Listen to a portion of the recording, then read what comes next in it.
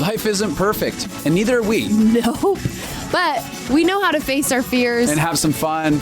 and talk about all the messiest things of life. Like the messiest things. Get connected to yourself, get connected to others, and get connected to the life right in front of you. This is The Connected Life with Justin and Abby. That's me. That's you. And you. Hello, everybody. Oh, guess what? You have a son. I do have a son. And you might be wondering when you hear that, like, he has a son. Yeah, I have a son. You have a son. Yeah, was it from an earlier situation before I got married? It was. Kind of. Yeah, it was from my nerd love. It was from your nerd love.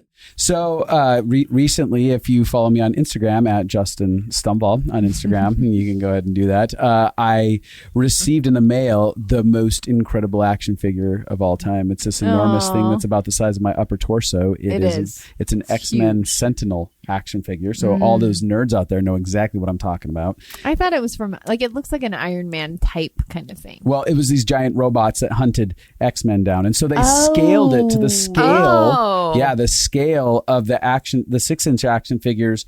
So the Sentinels are as big as they would be in the movie comparatively to the action figure. That's right? pretty cool, actually. That's cool. Yeah. So it's waited like over a year to get it, and then when I got it and unpacked it, I decided to start making some videos. And you named him Justin Jr. or JJ for short. So you affectionately called JJ's everywhere, doing everything with us. And so my first day, people go on this journey of watching him and I bond and connect, and him attempt to murder me because I woke him up from a nap. Yeah. And if you want to see that, it was kind of the best. It was pretty funny. My favorite video is when you're in bed, you just woke up, and he's next to the bed holding a banana. And you're like, oh, that's so cute. That's a brown banana. I hate brown bananas. But anything kids do is cute, even if they're very disappointing. That's what he said. I feel like the part where he wants to murder you after a nap hit way too close to home. I think all the parents out there were having PTSD reactions of crying in the closet, being like, this kid wants to murder me. I can so relate to this feeling. It is so real. I have to say, I thoroughly... Pietze lost it. I lost it. I loved the videos. I watched through them twice and laughed so hard. Then Justin called me and I had to talk to him about it. And I was laughing so hard that I couldn't even tell him what I was laughing at. And you were laughing videos. so hard that I couldn't breathe because I was laughing so hard at you. And I was like, it's all worth it if I can get that kind of laugh out of one individual and they share it with me. It's the truth. Well, I hate to break it to you, but I am an easy laugh. It's true. Johnny, it's true. You're an ass. No, That's I'm what just you joking. are. I just love to laugh. But then I showed him, then I made Johnny watch the whole thing and I was dying. So I thought that they were the best thing ever. And now I feel endeared to JJ. Like, I feel like I need to send him a present from his Auntie Pietze. Yeah. That's so real. Well, here's the thing. And this leads into what we're going to be talking about today. So my mockumentary style action with this JJ experience really related a lot to how I see parents experience their kids and stuff like that. And it's on my highlight reel if people want to watch it on Instagram. But I'm going to continue to do videos in the coming future with JJ based on that. But really... It came from a lot of how I see parents relate in this loving action and then this triggered responses that they have and the encounters that they're having with their kids that are out of control. And today we brought Pietze and Johnny back because they're going to actually talk about what it looks like to be parents and what it looks like to deal with the triggers that they're having and how that actually affects their parenting style inside of their relationship. So it should be a really good thing for all the parents out there today, because I know parents are in such desperate need of help in the area of parenting. I mean, desperate need of help. And I'll say this. Desperate. I'll say this about parents. I do know that a lot of parents come through my office and oftentimes they look at their kids and they feel very out of control in their relationship with their children. And they are, there's a lot of the questions of, do I discipline this out of them? How do I correct them? Why are they doing this to me? Why are they ruining my life? If the conversation comes around, is redirected at them, oftentimes I experience parents having a lot of shame and shutting down and feeling like they're being attacked, rather than going on the journey of going, all right, what is it actually about me that's perpetuating something here? Does this mean that I'm a failure of a parent? Or is there actually something that can be course corrected inside of my world that has a potential to readjust the experience that I'm having with my kids? So we're going to kind of go down that journey of investigating that. Well, and I will say one thing that you just said really rang true for me is the feeling that you hate yourself for feeling, but like that my kids are ruining my life. Like I think I think that's a very real thing for a lot of parents. And you hate yourself for feeling that way. But when you're stuck in this cycle where you're not actually thriving in life and your kids just take from you, it can actually, that's a very real thing for sure. Why don't you guys talk about your journey in parenting a little bit? Yeah. I mean, I think, just even hinging off of what Justin just said, I think one of the hardest things to accept as a parent is that you will cause your kids pain. And you have to take pain off the table. And because the belief that you can keep your kids from pain, or you can be the perfect parent that you will never cause your kids pain, all it does is create a horrible shame spiral for you. Spiraling environment. Super high stakes. Yeah. And I tell parents this all the time. If your goal is perfection, your kids will learn that from you. Like if you have self-compassion on yourself and acceptance that you're learning and growing and trying, like I'm like, what I try to define for parents, I don't think the perfect parent, and that's always like, what's the perfect style? What's the right and the wrong way to do it? There's always like black and whites. And I'm like, that's not what makes a good parent a good parent. Like what is a good parent is somebody who's willing to take ownership when they make mistakes. Yes. Who's willing to look at their own issues. Yes. And who is genuinely engaged in trying to love their kids. Right. Yeah. That's so good. And it's funny because Pete Walker, I'm so sorry to say this, and who accept go ahead. Who accept the messiness. Like if you accept your own messiness, and you're going to kids, teach your kids to accept their own messiness. If you have a standard of perfectionism, you're literally teaching your kids that standard. Yeah, absolutely. Absolutely. And so I think that it's so true, because even what you're saying is so, even there's science that backs it, how kids actually learn more. They're more impressionable, not by what you teach them, but by what they watch, how they watch you interact with life and interact with others and interact with them. They're picking up way more from that than when you sit down and you tell them what the rules are. Yeah, absolutely. You know? And so for us, it's so interesting because parenting has been such a funny journey, walking through our own, obviously in this last series, we talked about healing our deep connection wounds. And I think every parent can relate to that. You have seasons with your kids that feel really good and life feels calm. And then for at least us, and I know every parent I've ever worked with, you walk through seasons where it just feels like the shit hits the fan, and finances are hard. Marriage is hard. Then the kids end up being hard. And those seasons can be so overwhelming. And I think that those are the seasons where obviously Jonny and I have had to work on healing our connection. But in those seasons, we have noticed, I think more than anything, how much our emotional states and the way that we interact with each other, the way we even interact with ourselves, affects our kids' behavior the most. Yeah. I mean, even just thinking back on our journey with kids, when we had Yana, she was a really difficult kid. But I did really well with her. Like I really connected well with her. And I think it was helpful for you knowing that Yana had a disability, because it kind of naturally gave you compassion for her when she was hard. I mean, even in the 2 years before we knew, though, I think because I was coming off of living life without kids and my tank was all the way full, so to speak, it was easy for me to have capacity for Yana, even in the things that were hard. And then when she got diagnosed, I think it added even more grace knowing like, hey, she's autistic and there's just special grace for her. And then we decided to have Moses and got pregnant, and Pietze was really sick with that pregnancy. And I was working a ton, and there was issues with one of our rental properties. There was all these things that happened. And I think slowly my capacity started to kind of grind down, you know? So by the time we had Moses, I was just completely worn out. Yeah. And I think as well, he had a personality, like he's just always had a very energetic, big personality. Yeah, so, he's a high emotional high energy. Kid.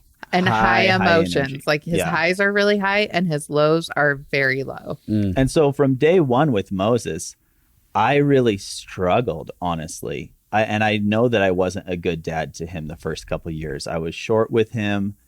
I didn't have patience. I wasn't, you know, I didn't connect. And he was very close with Pietze during this time, but you know, him and I were just not close. And I think in the midst of that, I mean, work still continued to be difficult and life was just insane. And I think I actually became more resistant to working on my internal state because I just felt like, and I remember having conversations where I would actually tell Pietze this because she would say, you got to start seeing somebody, you got to go on a journey because you're just so locked up. And for me, I would say to her, like, I cannot do anything more. Like, I don't have any capacity. Like, that sounds like that would kill me, you know?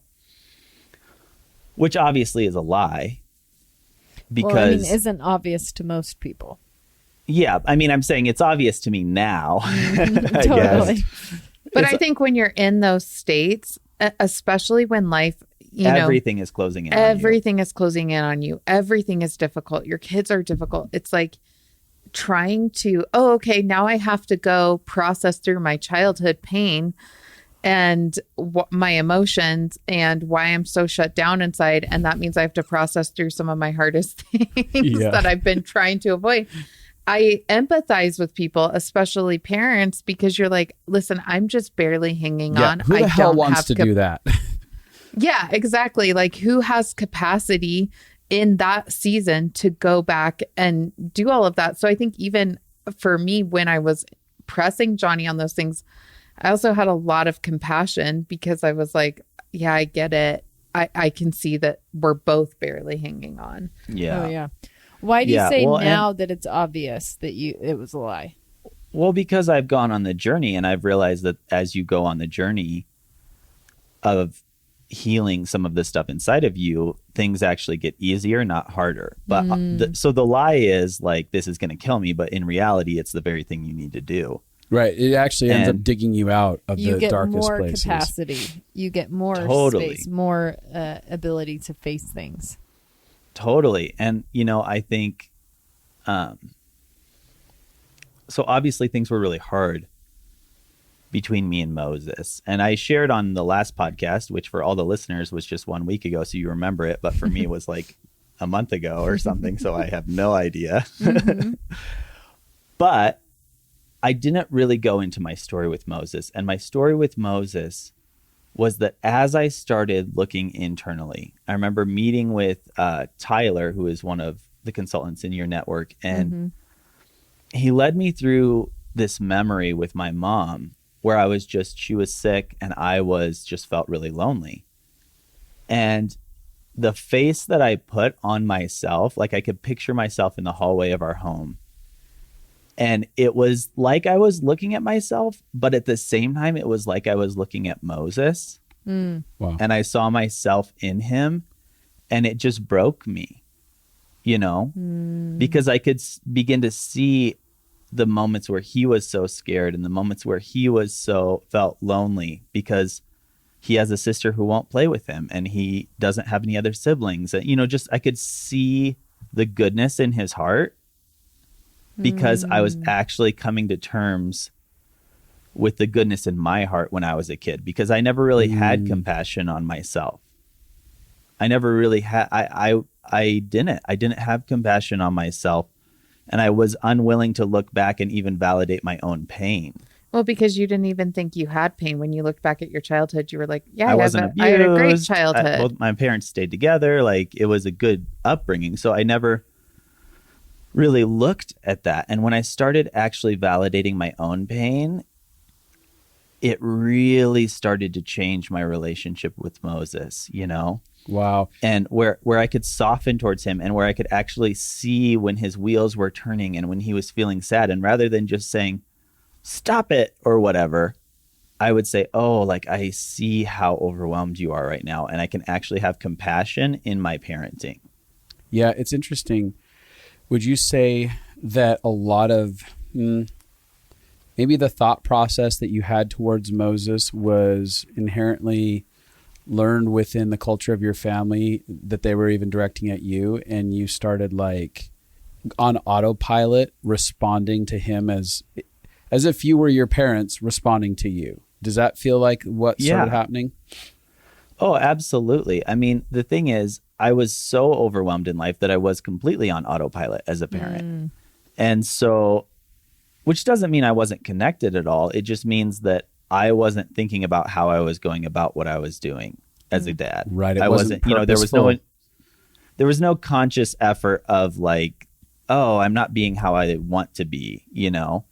And so I think that when you do go on autopilot, automatically you revert to what you had seen modeled for you, you know? So I think there was a lot of learned behavior in place in the way that I dealt with him and his highs and his lows and his crazy energy and all those things. And I think Moses pushed your buttons because at that time emotions weren't safe to you. So Moses being a highly emotive child where, you know, if he's angry, he is level 10 anger. If he's sad, he's level 10 sadness. If he's excited and happy, he's crawling all over you, jumping up and down with excitement.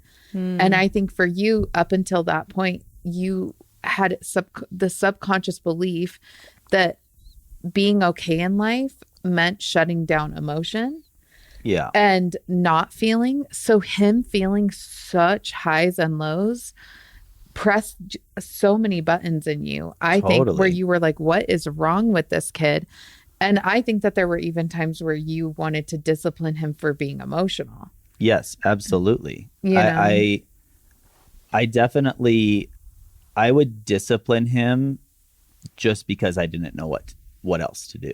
Totally. Right. You know what I Or mean? how to relate. Like I would get overwhelmed in a situation. Because it was triggering you. It was triggering me, or it was... And your unsafety with emotion. Or it was just or it could have even just been an overwhelming situation as well. Sure, totally. But I would get locked up and lost, and I was like, well, all I know to do is to discipline this kid. Like, I don't know how to actually help him out of his emotion.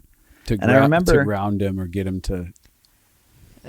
or to ground him, or, you know, because... Help him regulate. It takes a lot of... It's not great to just discipline the actions. You know what I mean? You want to be able to... especially with Moses, he's such a stubborn little kid that if you just discipline his emotions, you will fight him all day, back and forth. I mean, you will send him to timeout 100 times, you know?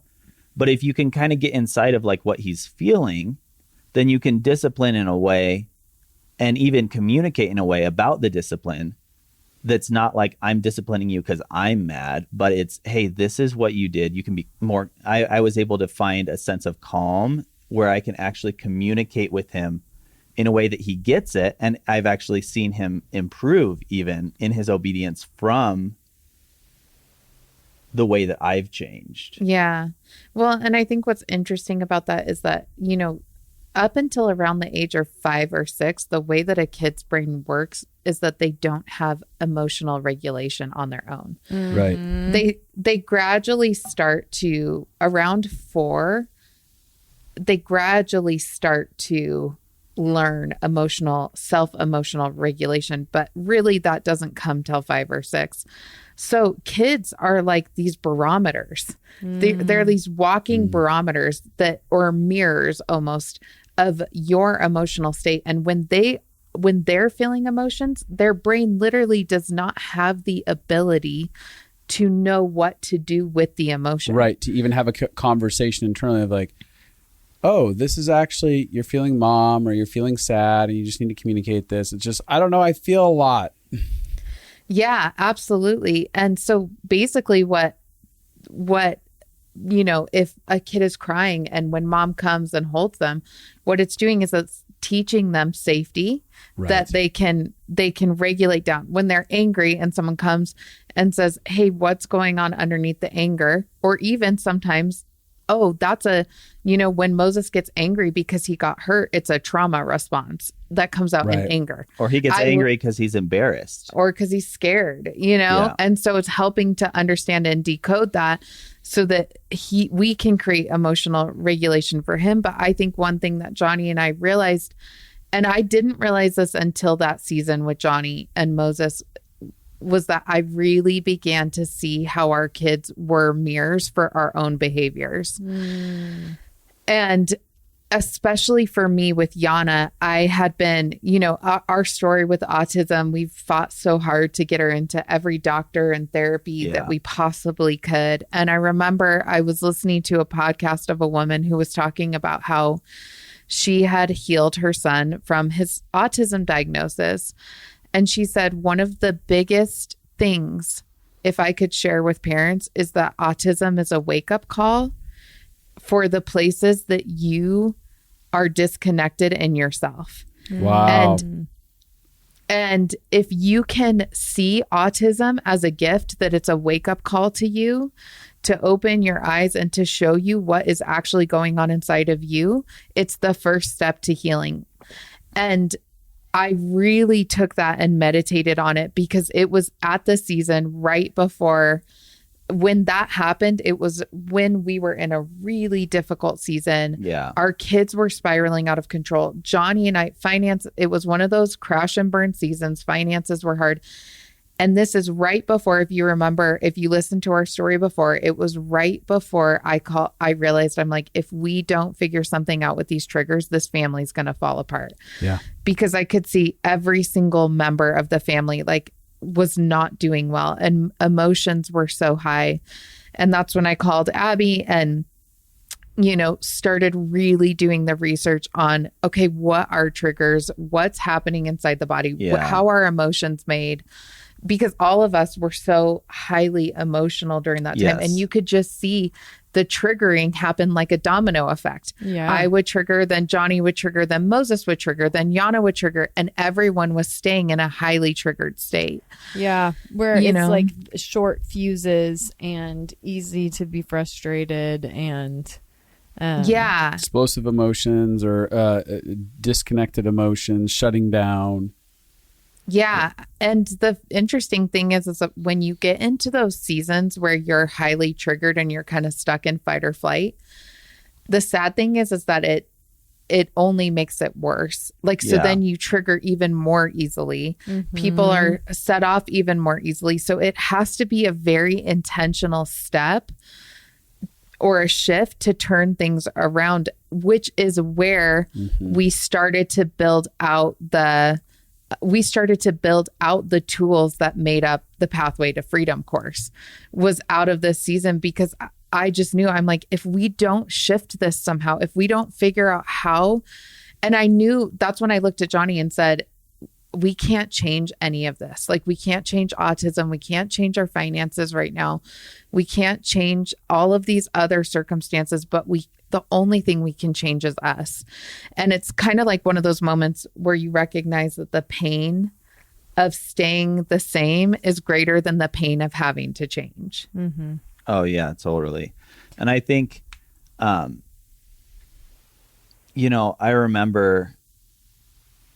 remember in my journey with Moses, Pietze would always challenge me. You're going to be really happy here, babe. I love these moments. This is one of those, I told you so kind of moments. Oh, great. Bring it on. I'm ready. In front of the whole world. Here we go. Let's do this. Bring it on. But I remember we would get in fights. Oh gosh. We would get in fights where Pietze would bring up something that I'd done with Moses, that wasn't great, where I had triggered on him or whatever. And I would get so mad at Pietze because I'm like, I am doing the best I can here, And then I started seeing somebody, and even the Pathway to Freedom course, as I was editing it and getting in touch with oh, I'm triggered right now. oh, I have some pain from my childhood that's being triggered by this situation with Moses, and I feel out of control, and I'm able to self-regulate in the midst of it, I started slowly to just interact with him differently. And I think even for us together as a couple, I mean, there was a season where we were fighting a lot in the home as well, like between Pietze and I. And you see that leak into your kids. And I think with a lot of the couples that we have worked with and, you know, talked with who are in traumatic, volatile situations, you hang out with their kids and their kids are just, you can tell. Like you can see it in the way that their kids are because of the environment that they're in. And it's funny because as I went on the journey personally of having compassion on myself and healing my inner pain, and then being able to see Moses for who he was and what he was feeling, and simultaneously as I went on that journey with Pietze in our marriage of recognizing triggers, not only did the way that I dealt with Moses, not only did that change, but also because as peace entered into our home because of what our marriage was changing, you see the kids completely open up, completely change. So it was like this dual thing where not only, you know, I was changing the way I thought, but also there was a spirit of peace almost that came over our house. Yeah. Well, and what's interesting is that at that point, for me, I didn't know if it would work. I was like, let's just go on this journey. I started, you know, with Abby, like developing these tools. I'm like, we're going to start applying them in our own life. Just for people who are just tuning in, we developed a course called The Pathway to Freedom. It is a very, very practical. Here are the exact practical steps to do every time you get triggered. Here's how to recognize what triggers are happening, and here's what to do to heal from them and have them throw you forward. And like, triggers are not bad.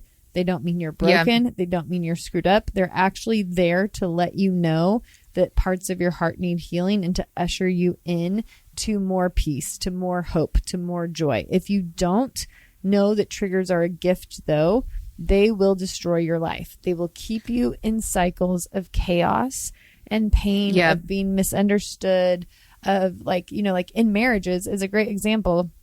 If you don't understand, or relationships, dating or friendships, if you don't understand triggers and what's going on inside of you, then it's just react. And most people then get stuck in cycles that feel really powerless to them. And there's a way to live not having to react every time and actually understanding your reactions and then being able to communicate around that. And so that's the course that me and Pietze created. You can sign up for it right now. But the idea, I just wanted to like give that when you're like, we started working the stuff, I wanted to make it less vague for what people. That stuff was. Yeah. You guys started just some random stuff. Just some stuff we were working out. No, you guys started recognizing what was going on inside of yourselves. Yeah. Recognizing the pain that was coming up from things, learning how to connect to compassion for it, and then learning what to do from there. Yeah, absolutely. And I will say we didn't, you know, it's so hard in podcasts because we have such a short amount of time to convey so much information or story. Mm-hmm. But, you know, this was 2 years before we ever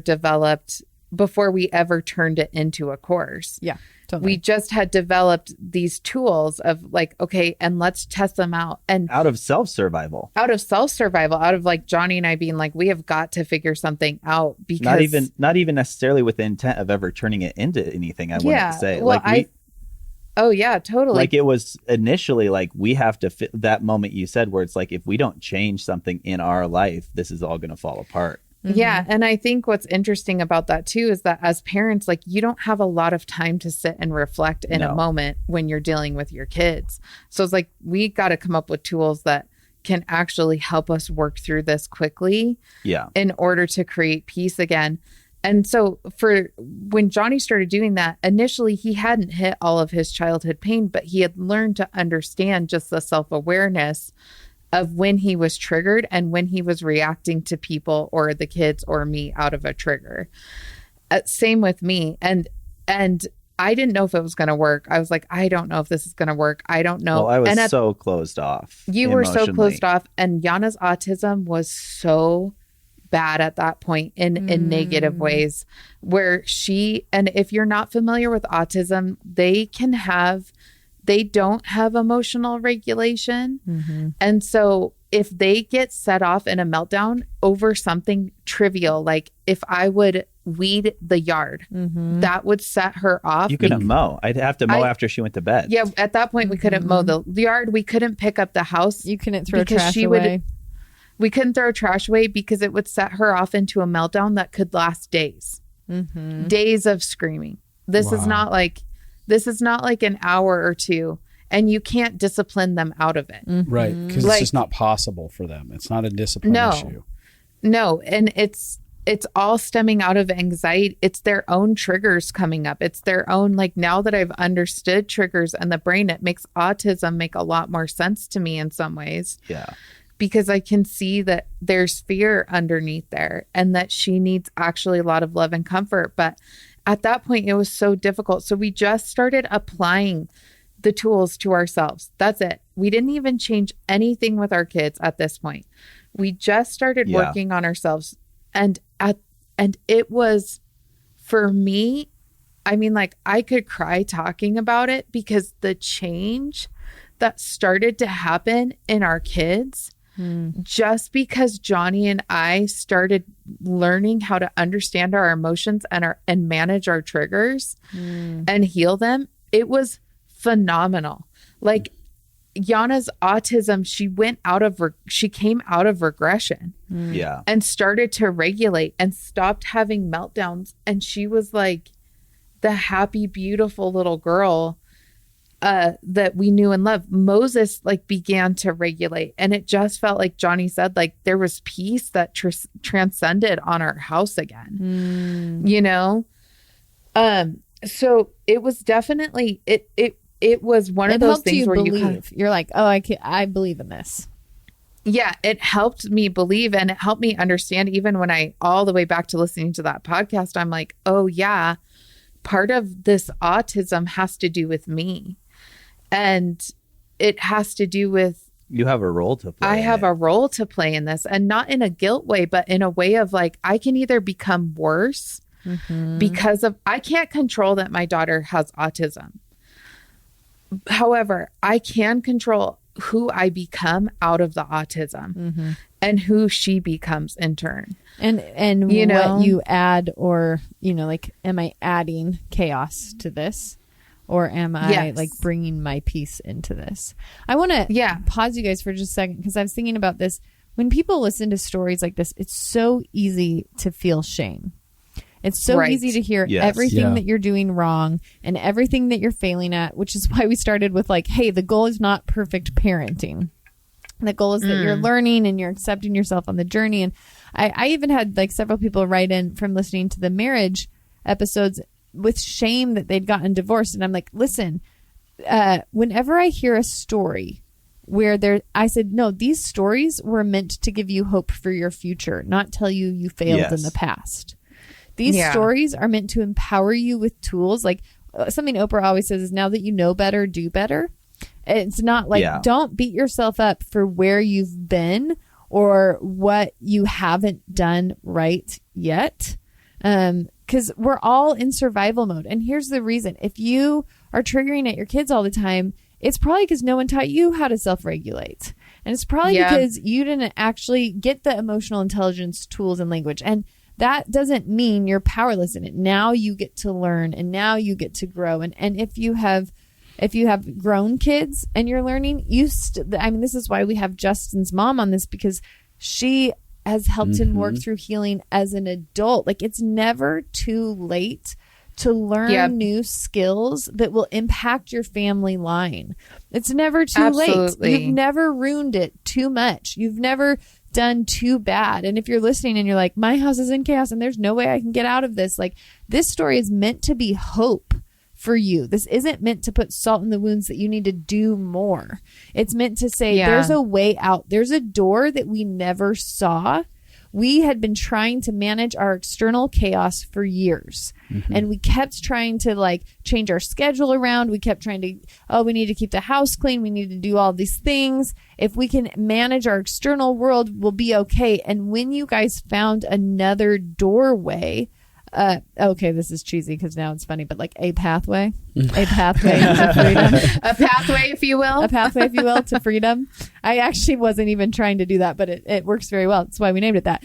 That there was a pathway to freedom for you guys. And one of the things I think that would be worth mentioning is Pietze, after that season of peace, it kind of went into... It got hard again. Yes. So if you want to... Because the reason I wanted to bring that up is I remember you literally saying, I know my kids are acting out because of what's going on in me and Jonny. Yes. Yeah. So, it's funny because obviously, like, we had started putting together these tools, implementing them, and it did help, but it didn't.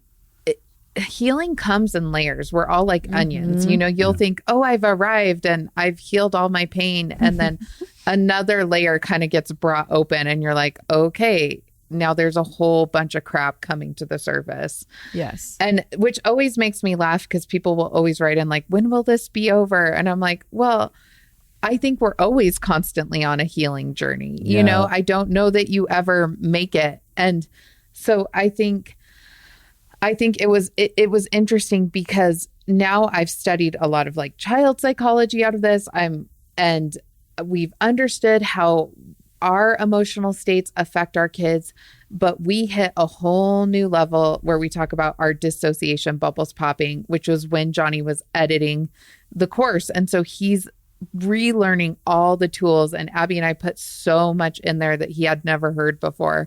And he's going on a deeper level of inner healing. So it's bringing up all the stuff inside of us. And we were not our best selves. I know the psychology between what it does having a fight in front of your kids and how much that affects them. And guess what? There were times where we were fighting in front of our kids. We tried as much as we could to not let that happen. But sometimes it just happens. Our kids could feel the tension between us. Yeah. They could feel the disconnect. And I remember even saying to Abby at points like, I am looking at my kids, watching them react to what's happening inside of us, knowing the damage that it will cause. Yeah. And yet I know that we're doing the best we can. Yep. And there's nothing I can do about it. This is life. Like now, obviously I'm going to always try to do better, but I can't shame myself for them having pain out of this season because this is a natural, normal human thing. And there's going to be a mess to clean up after this. But I have to release the fact that we're doing the best that we can in a very tough season where we are literally not even able to sit in our emotions because we have work. And then when we're done with work, we're parents. Right. And we're processing tons of pain in between there. And so, it was interesting because... Go ahead, Abby. Well, I was going to say, I think one of the things you were able to do is get to acceptance. To surrender and be like, this season is what it is. It's hard on all sides and we're having huge emotions. I remember you being like, I'm losing my kids. Like I'm seeing them disappear. I'm seeing the happy, joyful parts of them disappear. I'm seeing the like connected goodness in them disappear. And then you being like, and yet this is all I have. Like we're pushing through hard stuff. I'm working on my stuff. I'm working on my triggers. It's just there. It's like that kid song that you sing, like going on a bear hunt. Blah, blah, blah, and you like get to like whatever, a lake or whatever. And it's like, can't go over it. Can't go over it. Can't go under it. Can't go around it. Have to go through it. That's literally what it is. That's literally what it is. You have to go through. Very accurate. It's you have to go through the mud, and you know that everyone in the family is going to get muddy doing it. Totally. Yep. But you're like there's no other.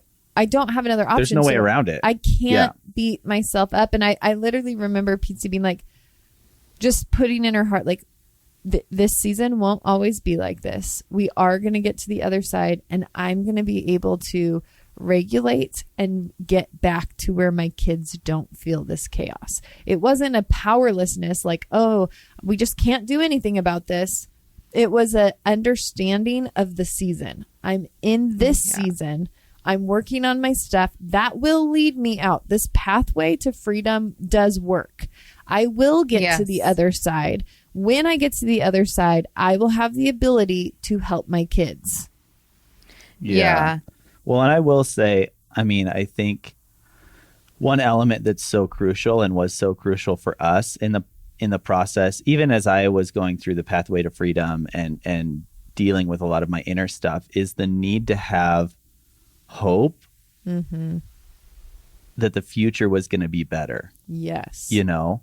And I think for a lot of us, we had parents who never dealt with a lot of their issues because they didn't have the tools, and there was no hope that like, hey, we could actually like change this dynamic in our family because they had no tools. They had no light at the end of the tunnel. So you kind of get I think with a lot of our parents, at least with mine, I think you get a situation where they kind of hunker down. I can't even, trenches are what they dug in the wars, right? Yeah.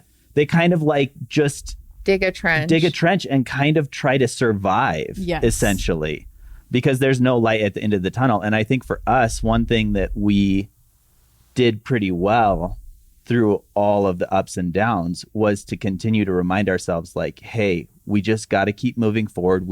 There actually is light at the end of the tunnel. This will get better. This is not going to be. It's not always going to be this way. It's not always going to be this way. Like if we keep working on ourselves, we know that we can get to a better spot. And it was interesting because I felt like God gave me a picture that our lives were like a house and that our house looked really good. If you looked at our marriage and our family from the outside, you'd go, wow, you guys are so healthy. You know, we had helped families, helped couples, but I felt like God had said like, yeah, but you have closets.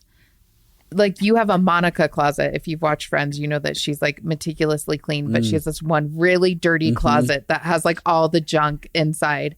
And I felt like this process was like the process of deep cleaning, how it's like, yeah, it all looks good, but I felt like God opened up every cupboard and every door and we were going through everything. And before it was like the mess would come out and we didn't know what to do with it. So then we just shove it back in. Totally. And this time, if you have no skills or tools, you literally, the mess there is no other options. Yeah. And then life piles on. So you add more stuff to the mess to the point where you can't fill the closet anymore. Right. The mess is out in the open. But for the first time, it felt like, yes, our house is really messy right now. All the crap is out of the cupboards and it is overwhelming. But thing by thing, we are sorting through all of this junk and we will get to the other side. And I remember one thing I had to tell myself with the kids is Pete Walker, who wrote the book Complex PTSD, that I know we're all a huge fan of. He wrote the book on basically non-conventional PTSD that derives out of childhood.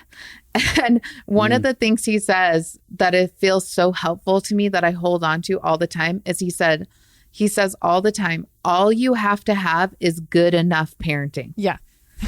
Yes. Totally. You don't have to have perfect parents. Yep. You don't have to be the perfect parent, even from your childhood. If you had good enough parenting you're willing to work on the stuff that was hard, you will be okay. Yeah, I love that when he says that. Yeah.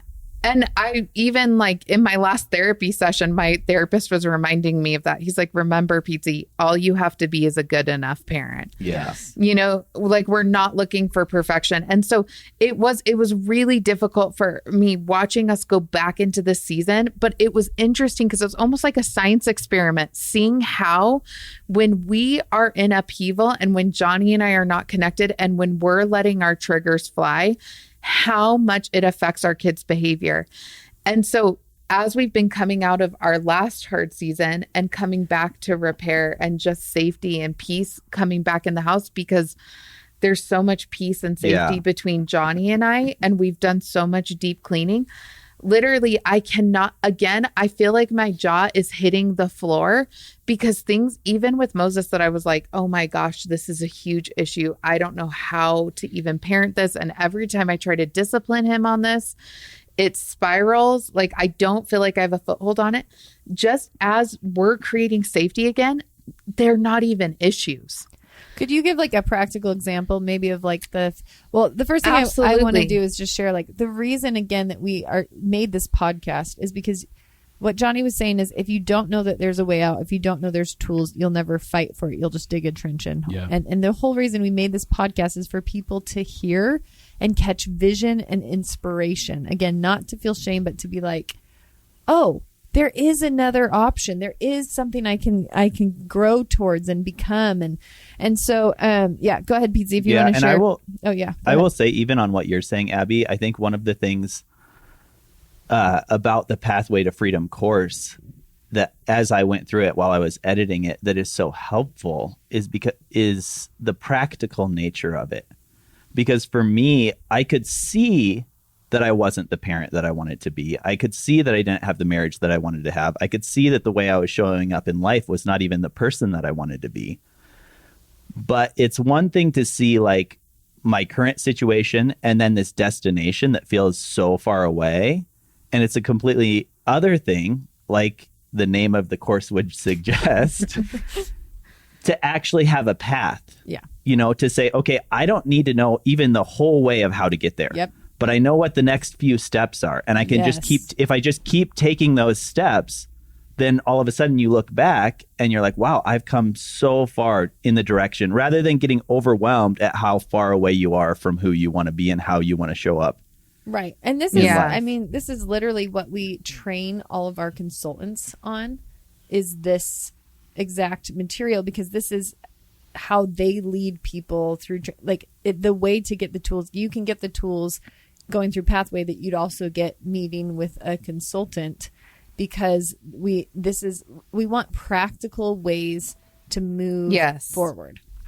Yes. One of the things I wanted to interject there is I remember growing up, and my dad didn't have a lot of outward working of emotions maybe inside the house. And I kind of talk a little bit about that in past podcasts. And then a lot of aggression did come out in my teenage years as I was on job sites with him and perceived a lot of emotions. But there was a lot of things that I didn't know that he was dealing with. Like later on in life, I started dealing with certain fears around maybe my future, fears around finances, or very specific types of emotional fears that I'm like, did that exist? I don't remember that being modeled, right? Right. And then in deeper investigation with my dad, as he got to a place where he kind of connected more to what was going on inside of him in his history, we find out that the exact fears or certain emotions or responses that I'm having are exactly what were going on under the surface for him as a kid. Yeah. When I was a kid, it was going on under the surface all the time in the marriage. It was never spoken about. I was never seen. And the reason I want to point this out is that we're all temperature gauges of each other, even in marriage. Yeah. Like there'll be times where Abby and I will feel one another, something going on, be like, what's going on inside of you? I'm feeling this heightened sense of anxiety or anger or frustration or whatever. And so that's something that we can't avoid, right? Like we can't not have emotions internally, and we can't actually hide them, because even when we stuff them down, they still do exist. And they're still affecting, especially when it comes to kids. Kids are going to pick up on that, whether we say it or not, whether we have those fights or not in front of them or whatever it is. Like you had said earlier, Pete, you're like, yeah, I mean, we could be having intensity in our own world, not even bring it out in front of them. And you can feel them shaken. They can feel the disturbance in the force. And so really, again, parents, like there's so much work when we feel powerless to externally controlling children. It doesn't have to feel so powerless. Like our anxiety gets to really be lowered when we're like, oh yeah, there's stuff going on inside of me. Whether they hear it or not, they're feeling it inside of this space. That doesn't have to make this high stakes. This just means that even when they're acting out and I don't feel like I can physically control how they're responding, I can internally go inside and be like, all right, how do I rewire what's going on inside of here? How do I actually get to a place of peace? Not just stuff it. Because my dad was a professional stuffer, kind of like you, Jonny. Right. Where he avoids stuffed, but then it's still being felt inside of the environment. And so that should give a lot of the people that are listening to this a tremendous amount of hope in their parenting. Like, okay, I get to just find, like, ultimately at the end of the day, if I'm in a pursuit of peace for my own soul internally, worst case scenario, I come out more peaceful, even if the chaos externally doesn't change.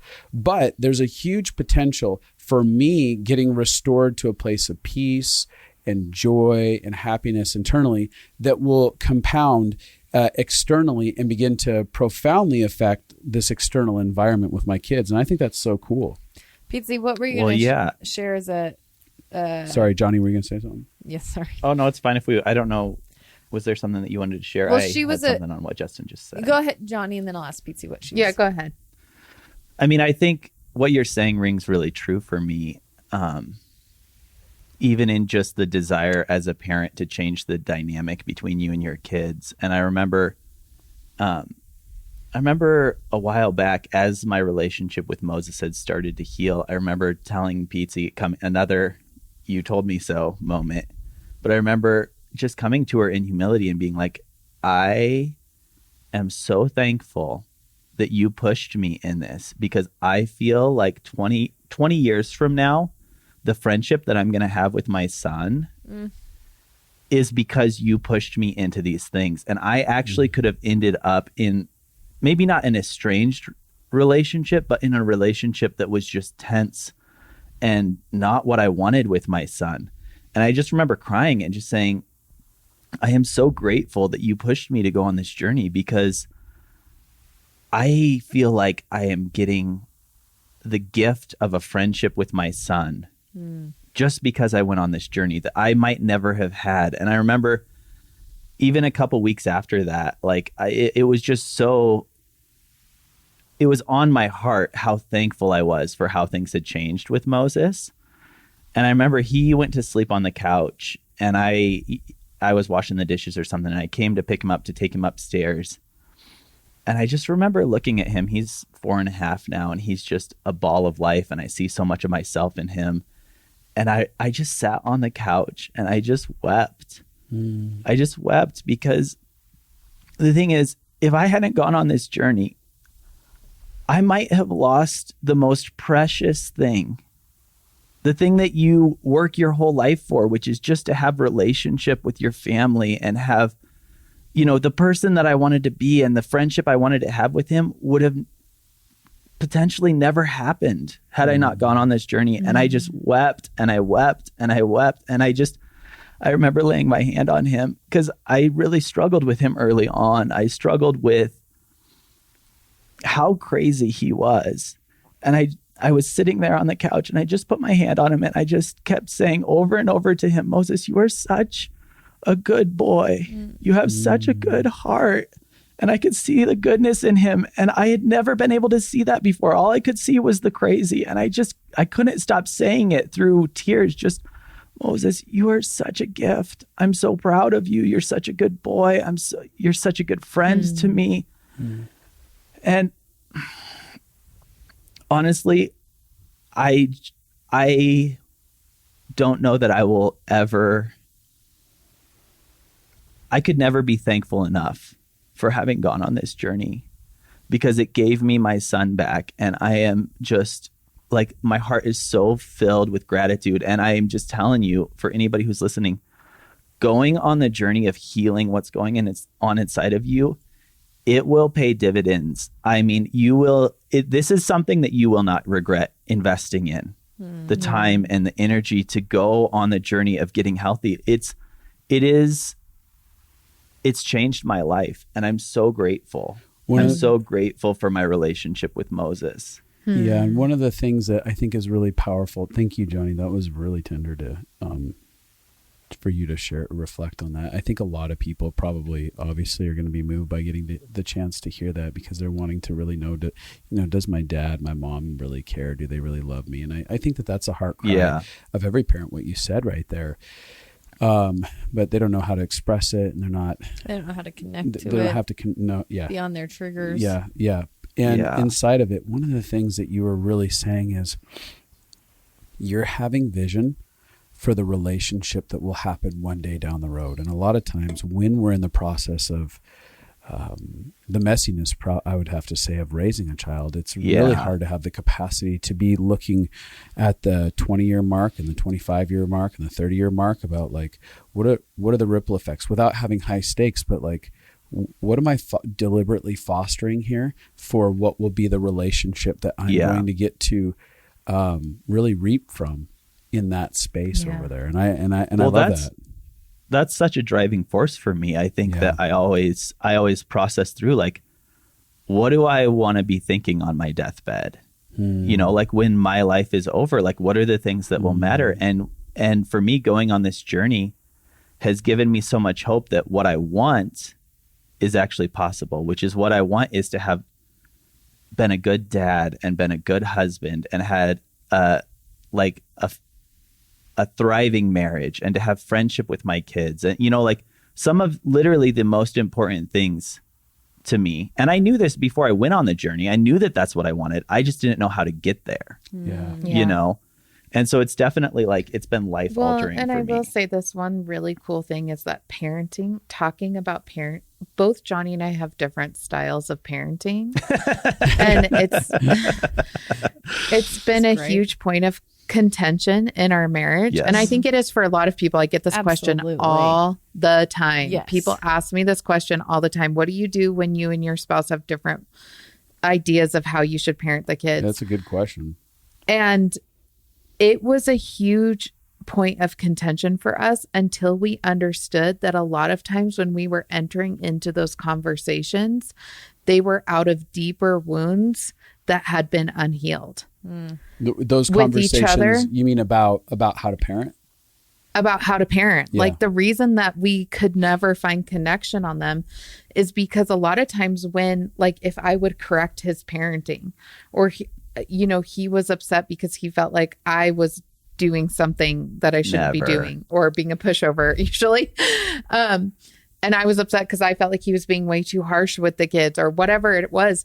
What it actually was is it was highlighting the unsafety in our Jonny and I's relationship that had nothing to do with the kids. And as we've been able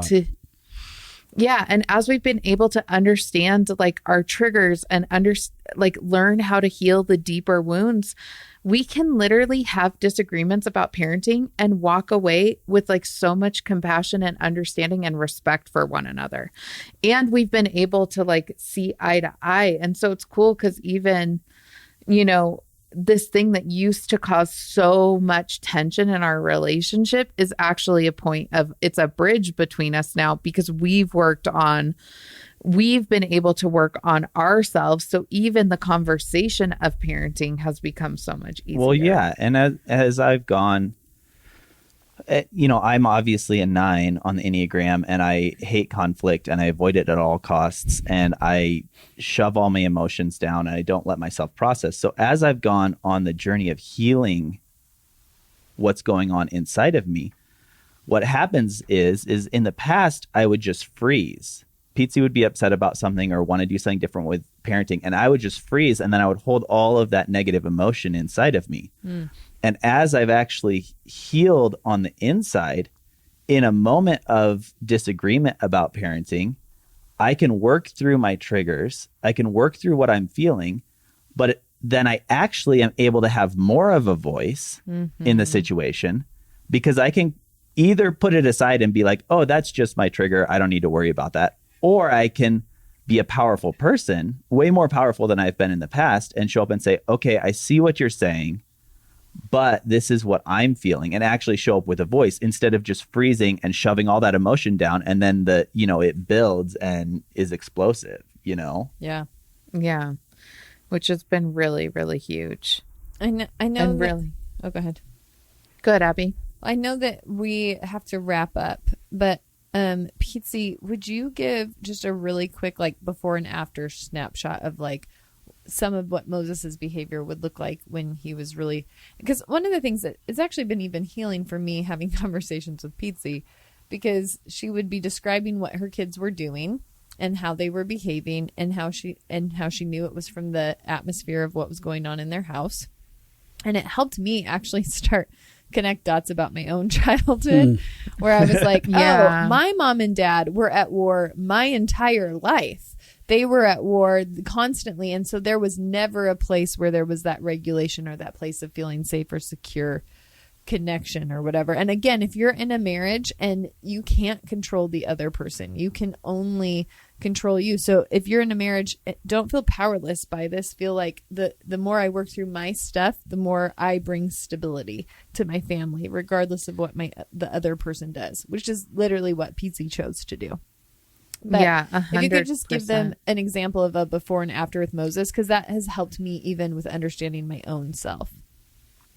Yeah, definitely. So we always say that Moses is 4 going on 14. He acts like a little teenager. It's true. So yeah, he's very articulate, very emotional. So while we were in a season of chaos and a lot of tension and stuff between Jonny and I, if he were to do something wrong and I were to correct him, he would trigger back on me. So he would immediately he would actually like start yelling back at me like, Mom, I'm just trying the best that I can. He would get so angry. And even if I stayed calm and I was like, honey, I'm not upset at you. I just don't want you to go out into the street.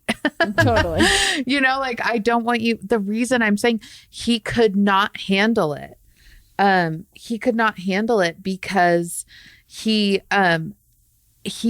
it was almost like he was triggering all the tension he was feeling inside of himself. And the minute I would say something to him, he would completely shame spiral and then like talk back.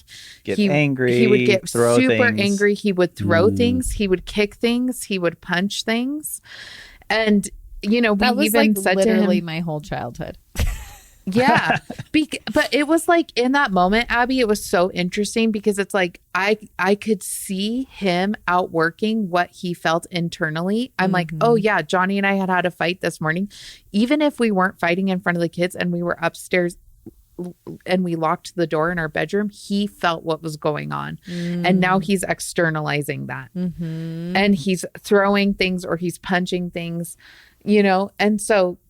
But anytime I would then try to correct his behavior, like, honey, you can't punch the wall. I'll give you a pillow to punch. Even that would throw him over the edge. Right. Like he couldn't handle. So now, like coming out of that season where and even if I stayed consistent and didn't get angry and didn't yell at him, but just tried to create emotional regulation, he still wasn't regulating until until we consistently were regulated. Because one thing I recognize is that when you're in those seasons of disconnect and with your spouse, you are in a highly triggered state. And when you're in a triggered state, you're not connected. And when you're not connected, your kids can feel it. So even if you are on the surface staying calm in your behavior, they can feel that you're disconnected from them. And so as we've come out of it, like we've intentionally like created a connection with the kids. But the interesting thing is that I have not seen Moses kick or punch anything in such a long time. Wow. Oh, his outbursts he still gets mad, but the physicality of them has almost gone away completely. Wow. Yeah, like you can see him feel safe. He can articulate things better. Like where when we correct him and he gets mad, he'll say, I just feel like I can't do anything right. Wow. Like without Isn't that yelling. Powerful at that age? Wow. Oh, yeah. I mean, he's so great at articulation. And then I'll be able to come in and say, oh, I know what that feels like. I'm really sorry that you feel that way. That's not how I feel about you. He's so much more calm in his demeanor, as well as like. When you say the duration is much shorter as well of outbursts, like we're able to get through them pretty quickly. Where in the past, if you tried to come in and correct it or whatever, then it would just make the situation worse. Whereas now it feels like he responds much better when he's angry and we come in and try to correct him and help him work through it. He actually gets out of it much more quickly than he did in the past. And I will say, I just want to say this too, because it's not like there weren't things that I had to go in and actually discipline him for. Absolutely. Right. There That's are so things good to say.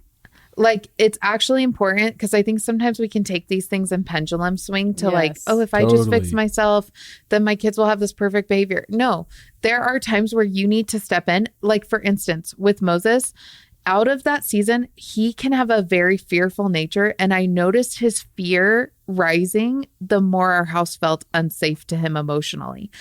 And how that would manifest is like he very deeply at 4 years old cares what people think about him And how he looks. and how for he some looks, reason. which is so crazy because Jonny and I like are not that like we could care less what our kids look like. We don't really like engage that type of behavior, but he cares. It's just innately in him. And he can shame spiral really easily. So one of the things this summer that he would get embarrassed about wearing floaties to the pool because he still doesn't know at 4 years old. He feels like he should be able to know how to swim without floaties. Even though there's tons of kids wearing floaties, he would literally like when we go to the pool, he would choose not to swim if he had to wear floaties because he was embarrassed. And so one of the things I've recognized in him is that because I deal with anxiety, I know that the more power you give to your fear, the more it controls you. Right. And so I actually recognize that that's an area where I had to force him that he was going to put on the floaties and he was going to get in the pool and he was going to have fun. And guess what? He was screaming and kicking and calling me a mean mom at the pool with all the other pool moms. I have my 4-year-old literally hitting me while I'm like, no. But because I had been able to work on my triggers, I was able to stay calm and be like, I stayed calm and I was like, no, you're going to put this floaty on. If you continue to hit me, I'm going to take away your privileges, but you're going to put this floaty on and you're going to come in the pool. And I kept doing it. And then eventually it broke. And now he like does not feel shame about it at all. It's good. You know? And so there were things. But that wouldn't have ever happened if I was going from my old behavior as well, where it's like, we're just going to force this kid, but out of anger and my own trigger and my own overwhelm, you're able to do it in like a kind way and stay calm and say, hey, you're going to have so much fun. You have to do it. So there's a balance that comes there where you don't just let them do whatever they want, you're saying, but you like, can do it kindly. External rules can stay the same, but you're the way you're absolutely doing them is completely different. Yeah, and that's such a good point because Jonny's bringing it back to like as parents, when we understand our own triggers, we're not suddenly parenting our kids out of our triggers, which is what causes damage Reactions. for our kids. It's the reaction. We're actually dealing with our own emotional state to a place where we can still have boundaries with our kids. Same boundary. We can still discipline them, but we're doing it out of what's best for them, not out of our own dysfunction or our own shame that's coming up. Yeah. Well, I wish we could talk about this longer. There's so many things to talk about parenting. Like I said, it's been really good for me to have conversations with Pietze, just recognizing my own story, like recognizing like how, like the more I've learned about, you know, as a kid, all I needed was an adult that could help regulate me. And then watching my whole life, me trying to figure that out. And like, there are so many times of turning on Justin for blame for that thing that I had been looking for that regulation as a kid. And, and not knowing it. So the more I've learned about myself and emotional regulation, it's such a powerful skill to be able to regulate. I don't know why these things are not taught in school. I'm really mad. I'm really mad that they teach you things that you may or may not use, but they don't teach you about emotions and how to actually process. But it's really great having you guys on here. This is the whole reason we do the Connected Life, is to try to inspire people, give them hope, give them vision, and fuel them on their journey towards wholeness and transformation in their own life. And so if you want to join us, me and Pietze this round only are going to be very involved in the immersion program, which is a program we do when you do the program live, where you get extra time to have connection with us and do live consulting. The Pathway to Freedom is up now that you can sign up for it. If you go to justinandabby.com, that's justinandabby.com. And you can sign up. If you miss this is the first time we've done the Pathway to Freedom. I know we'll do it again. So, either way, sign up on our website, emails to be put on a waiting list. Like, this is one of those things that do with your spouse, do with your friends, do with your parents, do with your kids. Like, Justin and Jonny we didn't have time to get into this, but they had one of the most beautiful conversations about contract stuff, because they both were able to share vulnerably what was going on inside of them the other day. And I was thinking, like, oh, this is so helpful for business relationships. Absolutely. For any type of relationships you're in, it gives you common language and tools to work through conflict and to work through navigating your internal world and your external world. And so I think we feel really proud of it. Join us if you want, justinandabby.com. We believe in this so much. Like I said, me and Justin actually are doing our first ever master class for consulting. So most of you know we do Living Fully Alive. We'll do that in January again. And that's the foundational thing. If you want to be a life consultant, that's the foundational place we start. And then they do the master class. Well, every single person in the master class is going through the Pathway to Freedom, because that is that's how we're starting the master class. Because we think it's the most powerful thing. If you've done LFA before and you want to be in the master class, you can email, but it's almost closed completely. But we're starting it with the Pathway to Freedom because it is the core foundation of transformation. So if you're out there listening, I just want to, again, just speak to the parents. I know that you're doing the best that you know how. I know that you're trying your hardest. Yeah. I give you permission to let go of perfectionism and performance. I give you permission to accept where you're at on the journey. And the courage, I bless you with the courage to face the things that you're scared of. Thanks, guys, for joining us here. Love you, Pietze and Jonny. You're incredible. Thanks, Love everyone, you for listening. And Pathway to Freedom starts September 29th. We start rolling with it. And 10 weeks of that. Yeah. All right. Yeah. Peace out.